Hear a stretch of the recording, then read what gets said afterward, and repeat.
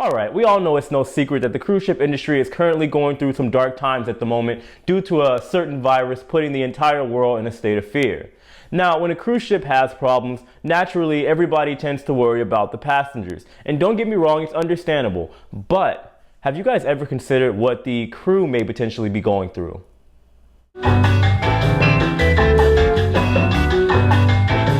Hey, what's up, Ship Life crew? My name is Jay. Welcome to my channel, The Ship Life. So on Sundays, I have this sub-series on my channel called Ship Life Stories, where I pretty much just talk about all the wild, crazy, adventurous, and sometimes scary things that happened to me while I was working on cruise ships as a crew member. So if you guys haven't already, make sure you guys hit that subscribe button along with the notification bell. That way you get notified whenever I post my new videos. Alright guys, so like I said at the beginning of my video, as you are aware, there is a lot of fear going on around the world, and especially when it comes to the cruise ship industry. It seems like there's brand new news about a brand new ship every single day.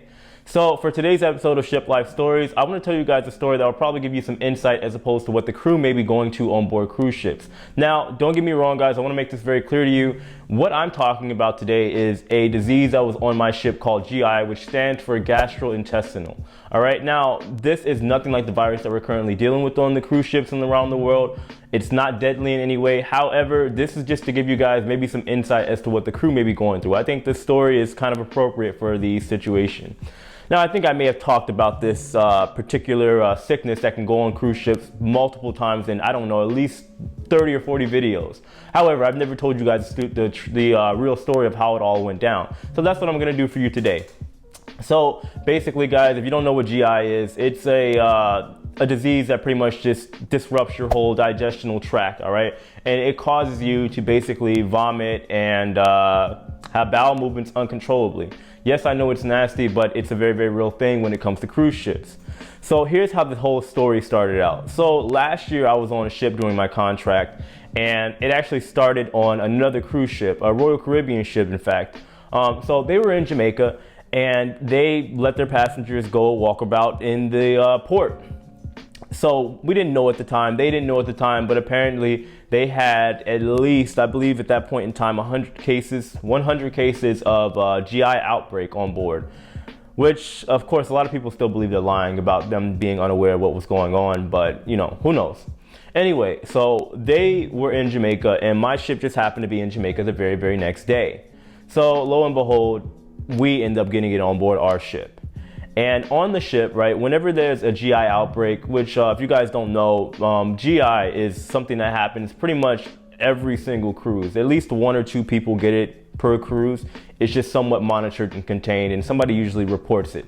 Now on a ship, guys, like I've said a million times before, any disease or sickness on board can potentially spread to the entire ship, which is why the news is eating this whole situation up right now when it comes to the cruise ship industry, because obviously it's a softer target and it's very, very easy to spread on cruise ships.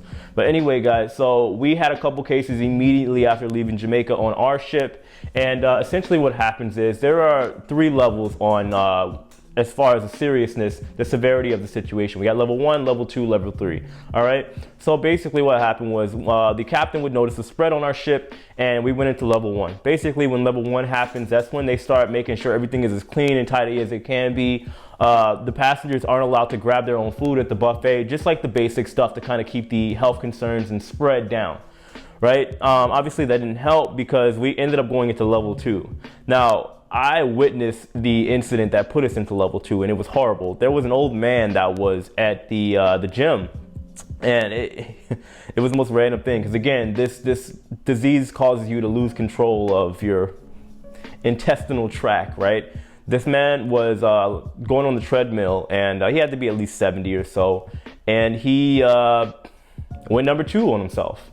Couldn't control it, and you know, come to find out later on, thank God I was actually there. I was in there working out, you know, getting a little pump in, and I saw what happened, and immediately I left because honestly I knew what it was and I didn't want to get involved with the situation. But it come to find out that the old man had GI, so we got put into level 2. Right now, when level 2 happens, basically there are limitations for both the passengers and crew. All right, crew are automatically instructed not to go into guest areas at all. Right? Don't go to the gym, don't go to play basketball, don't go to any of the staging areas unless you're there for work, right? So that went down.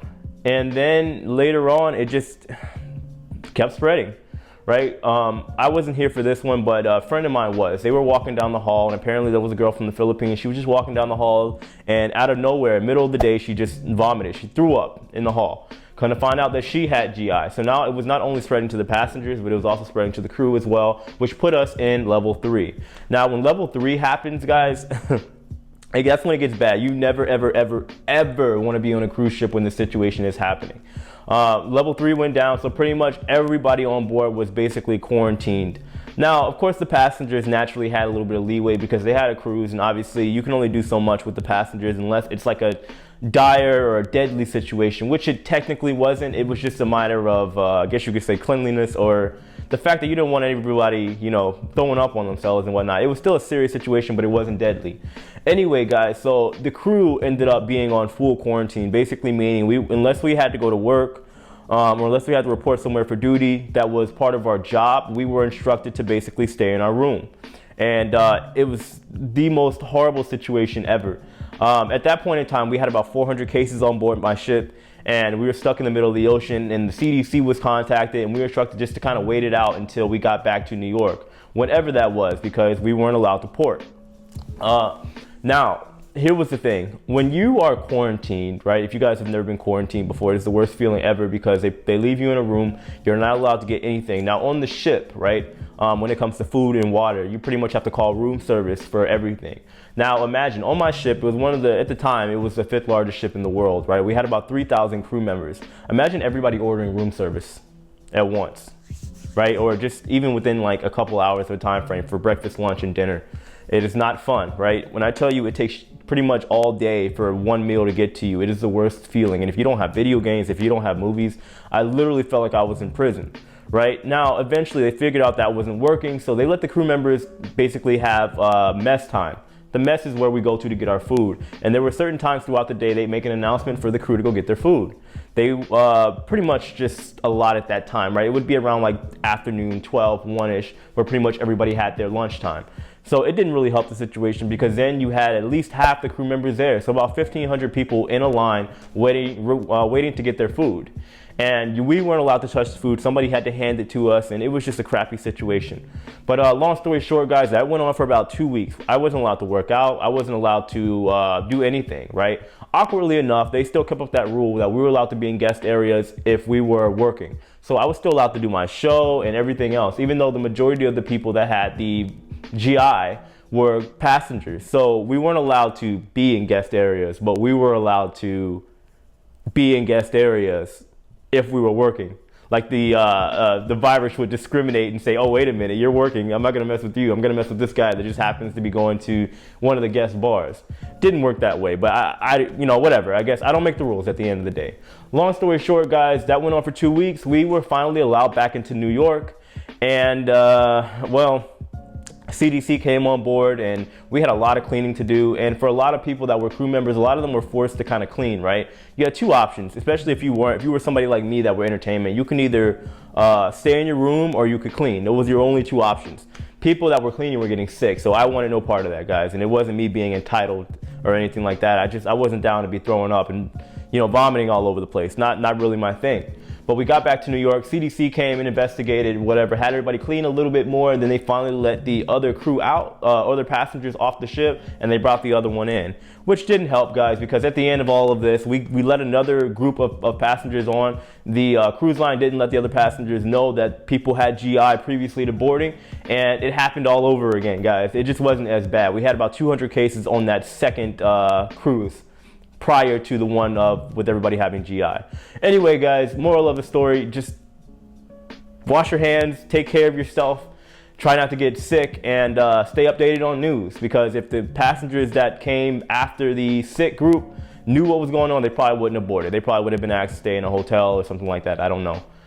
Anyway, guys, that's my story for today. I hope it wasn't too boring for you guys. I just thought in light of everything going on, you guys may want to know what's going on with the crew. Maybe you guys found this helpful. If you did, give it a like. If you didn't, I guess you can give it a thumbs down. Won't hurt my feelings at all. Anyway, subscribe if you guys haven't already, and I will see you guys sometime this week because there is a ton of news that we have to stay up on. Anyway, hope you guys are doing well. Happy Sunday. Let me know what you guys think in the comments below, and I'll see you sometime this week. Take it easy.